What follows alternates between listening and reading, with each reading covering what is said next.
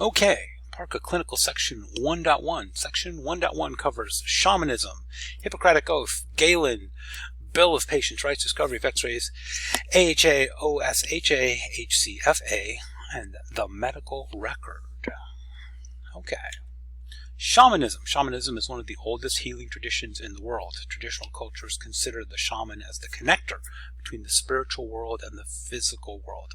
Why PARCA wants you to know about shamanism, I have no idea.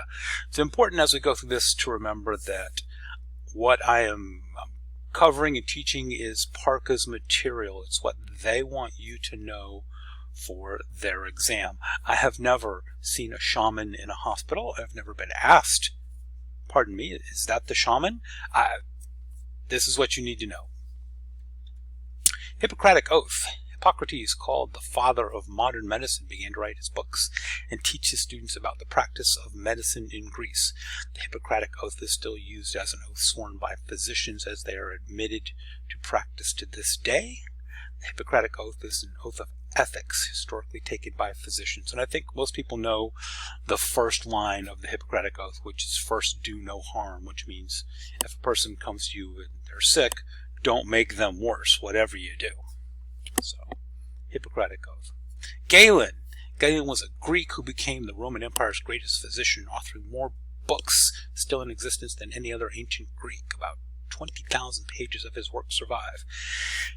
He was the personal physician to Rome's emperors for decades. Galen had great expertise in anatomy, surgery, pharmacology, and therapeutic methods. His medical doctrine dominated the Western and Arab worlds for close to 1,500 years. Galen was a cool dude, right? So he was born in Greece, and he decided at 16 he would become a physician. So he went to Alexandria, Egypt, where all the great physicians at the time were trained.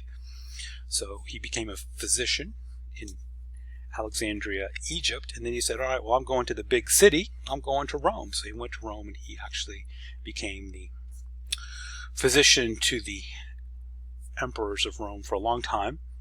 And a plague was coming about 162, and he said, I'm out of here. I'm going back to Greece. And so he went back to Greece for a couple of years, and then everyone's favorite emperor, Marcus Aurelius, said, I'm going to go attack northern Italy, and I want you with me to be my physician and physician to the troops. And so Galen went off to war with the Romans. Cool dude. Obviously, I went way too far on that one.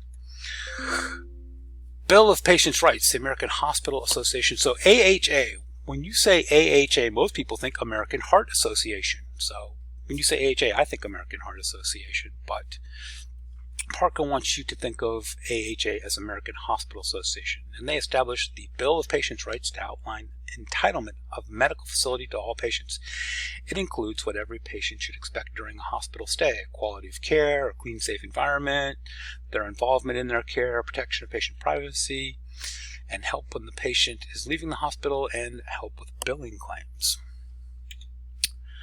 Okay, discovery of x-rays. Now, if you are an x-ray tech, I know you're reading this slide right now and you are freaking out. Discovery of x-rays. X-rays were discovered in 1896 and have been widely used as a way of exploring the inner workings of the body in a non-invasive manner, and they were discovered by Wilhelm Conrad Röntgen. And I know the reason that you're all freaking out right now is you know that x-rays were actually discovered on November 8th, 1895. Every x-ray tech, the first day of x-ray school, is taught November 8th, 1895, and we all know that that image on the screen is Wilhelm's wife, Bertha. That is her left hand. He took an AP hand x-ray of his wife on November 8th, 1895. I know that's the date. However, again, we are dealing with PARCA's material that they use on their test, and according to PARCA, x-rays were discovered in 1896. So when you take the PARCA exam, you check the box, click on the button that says 1896, even though we all know it's wrong. It was November 8th, 1895. Don't crucify me. I'm just trying to teach their material. AHA stands for American Hospital Association. It's the national organization that represents and serves all types of hospitals, healthcare networks, and their patients and communities. Nearly 5,000 hospitals, healthcare systems, networks, other providers of care. 43,000 individual members come together to form the AHA. And you can read the rest of this slide, but The question you'll usually see on the PARCA exam is, when was the AHA founded? Which was 1898 is when the AHA was founded. OSHA. OSHA stands for Occupational Safety and Health Administration. OSHA requires that annual policies for fire and safety be renewed each year. Again, OSHA does a lot of things. They're involved in a lot of safety in the hospital. Why PARCA chooses this sentence, OSHA requires annual policies for fire and safety to be renewed each year, I couldn't possibly tell you, but that probably shows up on the PARCA test somewhere. Healthcare Financing Administration. It was created in 1977 to combine under one administration the oversight of Medicare, Medicaid, and related services. So if you see all those commercials for Medicare, Part B, and Medicaid Section D, it all belongs to HCFA. And last but not least, the medical record must contain a complete record of everything that took place during the period of time that a patient was under the care of the facility. It must be objective, consistent, legible, accurate, and should be confidential. The term medical record is used to describe the systematic documentation of a single patient's medical history and care across time within one particular health care facility's jurisdiction. Basically, your medical record is everything that happened to you in that healthcare facility.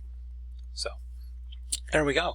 That is PARCA Section 1.1. Thank you for watching.